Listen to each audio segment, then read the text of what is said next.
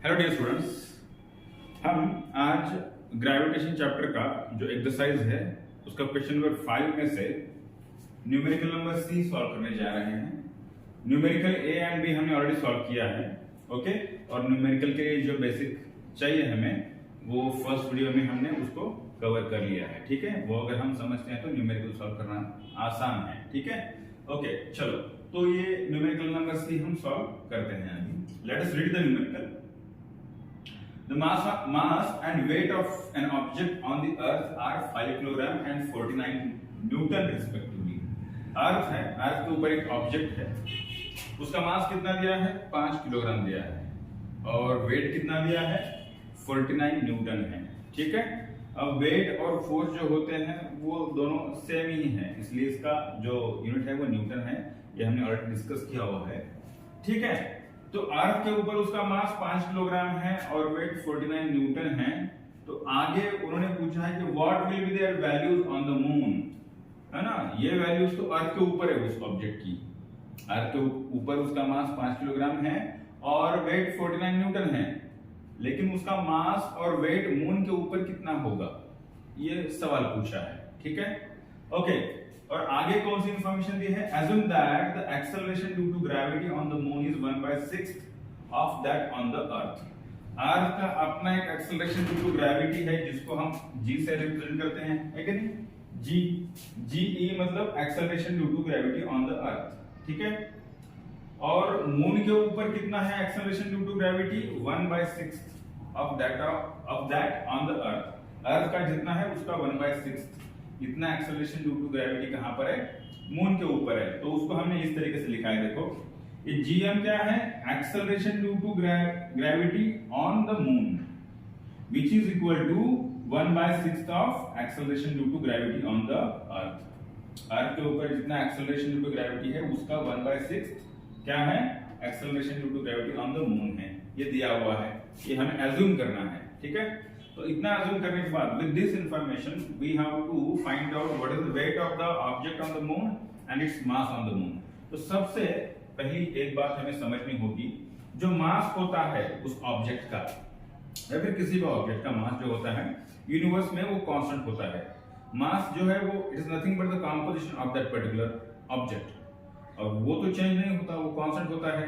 तो ये जो मास है उस ऑब्जेक्ट का अर्थ के ऊपर, उसको हम m से रिप्रेजेंट कर रहे हैं, मास of the object on the earth, ठीक है। Mass of the object on the अर्थ कितना है? 5 किलोग्राम है, लेकिन मास जो है वो कांस्टेंट होता है, इसलिए इस ऑब्जेक्ट का मास मून के ऊपर भी इतना ही होगा क्योंकि वो कांस्टेंट होता है। So mass of the object on the moon that also should be 5 kilogram only. तो जो फर्स्ट क्वेश्चन उन्होंने पूछा है कि उस ऑब्जेक्ट का मास मून के ऊपर कितना होगा, तो पहले क्वेश्चन का आंसर है 5 किलोग्राम। उस ऑब्जेक्ट का मास मून के ऊपर कितना होना चाहिए? 5 किलोग्राम होना चाहिए। Mass of the object on the moon is equal to 5 kilogram. वो जो मास है आप कहीं पर भी कैलकुलेट करो यूनिवर्स में, वो 5 किलोग्राम ही आना चाहिए, ठीक है, ओके। अब जो सेकंड जो क्वेश्चन है उन्होंने पूछा है कि उस ऑब्जेक्ट का वेट ऑन द मून क्या होगा। अब वेट जो है वो वेरिएबल क्वांटिटी है कि नहीं। और वेट का फॉर्मूला क्या है? हमने ऑलरेडी डिस्कस किया हुआ है। वेट का फॉर्मूला है mass of that object multiplied by acceleration due to gravity. अब उसका जो वेट है अर्थ के ऊपर 49 न्यूटन है, ये दिया हुआ है। तो ये जो फॉर्मूला है हम अर्थ उस ऑब्जेक्ट के लिए कैलकुलेट करते हैं for the earth and on the moon. ये जो फॉर्मूला है W is equal to mg, उस ऑब्जेक्ट के लिए, उस ऑब्जेक्ट का जो वेट है ऑन द अर्थ, उसका जो फॉर्मूला है ये बनेगा mass multiplied by acceleration due to gravity on the earth, ठीक है। ये फॉर्मूला बना उस ऑब्जेक्ट के लिए ऑन द अर्थ। ये ऑन द अर्थ के लिए हमने फॉर्मूला बना दिया उसका, उस ऑब्जेक्ट का वेट अर्थ के ऊपर इतना होगा, W is equal to mass of that object into acceleration due to gravity on the earth, ठीक है। So this is the first equation. Now we have to find out weight of that object on the moon, उसका formula क्या आएगा, mass तो constant होता है इसलिए mass multiplied by, अब मून की बात हो रही है तो acceleration due to gravity on the moon ही हमें लेना पड़ेगा। So this is GM is acceleration due to gravity on the moon. ठीक है, ओके, इसको देंगे हम इक्वेशन नंबर 2, इसका नंबर होगा 2। हमें फाइंड आउट क्या करना है, WM हमें फाइंड आउट करना है, weight of that object on the moon. कैसे कर सकते हैं, इन दो इक्वेशन का यूज करके हम कर सकते हैं। देखो इक्वेशन 2 को 1 से डिवाइड करते हैं, हमें ये क्वांटिटी फाइंड आउट करनी है। चलो कर लेते हैं। So WM divided by WE will be equal to, WM के राइट हैंड साइड क्या है, it is mass multiplied by acceleration due to gravity on the moon, और WE के राइट हैंड साइड क्या है, mass multiplied by acceleration due to gravity on the earth. ठीक है, मास ये दोनों कांस्टेंट है तो स्ट्राइक आउट कर सकते हैं हम इसको। हमें क्या मिला अभी, GM और GE मिला। हमें GM और GE का उन्होंने रिलेशन दिया हुआ है, उनकी वैल्यू हमें पता नहीं है बट रिलेशन दिया है, so we can use that relation. ठीक है, चलो क्या है GM की वैल्यू, GM की वैल्यू है GE/6, उसको हम यहाँ इसमें पुट कर देते हैं। So this is equal to, GM will be equal to GE divided by 6 divided by GE, बराबर है।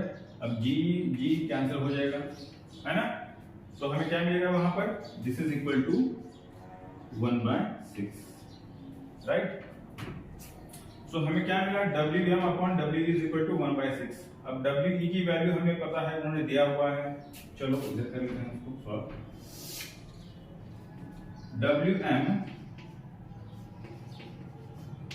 WE की वैल्यू कितनी दी है उन्होंने, weight of the object on the earth 49 newton दिया हुआ है, 49 newton which is equal to 1/6 हमें मिला है यहाँ पर उसका रेशियो, है कि नहीं, left hand side and right hand side. चलो तो 49 को हम उधर लेके जाते हैं राइट हैंड साइड में, तो वो न्यूमरेटर पे चला जाएगा। So we will get 49 divided by 6 मिलेगा हमें। सो इन दोनों का डिवीजन कितना आता है, this will be equal to 6 8 48, so 1 and 6 1s are 4 remain 6, 4 remain 6. Okay, so 6, this number is repeating, so we can round this off like this becomes 8.16, इसको round of करना है, this will become 8.17। ठीक है, किसकी value मिली हमें, WM की value मिली। WM क्या है, wait of the object on the moon है। WM क्या है, wait of the object on the moon. अब वेट का यूनिट क्या होता है, न्यूटन होता है, जो फोर्स का यूनिट है। सो इस वेट का यूनिट होगा Newton. So wait of the object on the moon is 8.17 Newton. ठीक है, अगर हमें वैल्यूज नहीं दी है तो जो रिलेशन दिया हुआ है उनका यूज करके हम इस तरीके से न्यूमेरिकल सॉल्व कर सकते हैं, सिंपल है। ठीक है, ओके, क्लियर है, ओके, थैंक यू।